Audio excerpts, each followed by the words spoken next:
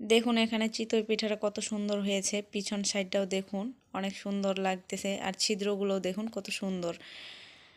এখানে আমি এটা বানানোর জন্য নিয়ে নিয়েছি চালের গুঁড়ো, আর এটাকে আমি লবণ পানি দিয়ে ভালোভাবে মিক্স করে নিয়েছি। খুব পাতলা করে এটা করে ঘোলা যাবে না।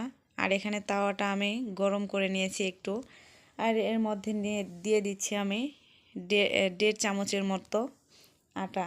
আর এরপরে এটাকে আমি ঢেকে দিব 2 মিনিটের জন্য।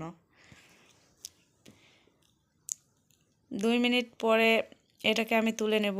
আর এর পর্যায়ে দেখুন পিঠাটা অনেক সুন্দর হয়েছে, আর এটাকে উল্টানো যাবে না। এ পর্যায়ে দেখুন পিঠাটা অনেক সুন্দর হয়ে গেছে।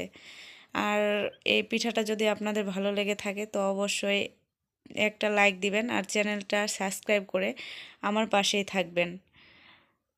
তো আজকে এই পর্যন্তই, সবাইকে আল্লাহ হাফেজ।